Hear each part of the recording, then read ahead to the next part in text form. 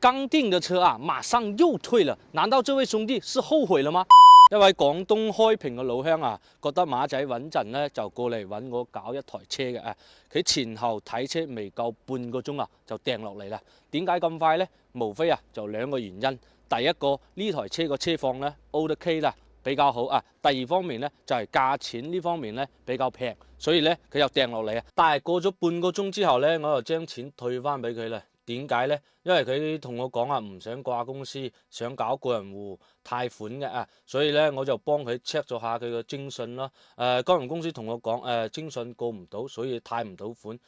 佢訂車之前咧，我就同佢講，如果徵信過唔到，我就將錢退翻俾佢。因為我哋廣東人做生意啊嘛，要講到做到，要有口齒啊。你哋覺得啱唔啱呢？然後我就跟他說啊，如果確定要搞車的話，那就掛我們公司啊，到時候還清貸款以後呢，是隨時可以提檔，而且是免費提檔的啊，不會收取任何的費用。所以呢，我就叫他先回去考慮一下。結果第二天呢，就過來跟我說，那就定吧，掛公司吧。反正呢，相信馬仔就 OK 的啊。其實掛靠公司有顧慮啊，是正常的。但是只要你找到靠譜的人、靠譜的公司啊，那就一點問題啊都沒有。比如找馬仔我了啊，只要你們相信我的話，我一定不會讓你們失望的啊。最後呢，感謝這位廣東的老鄉對馬仔的信任跟支持了啊。好了，如果你們還想要這種6.8米或者9.6米的話，直接過來找馬仔就 OK 了啊。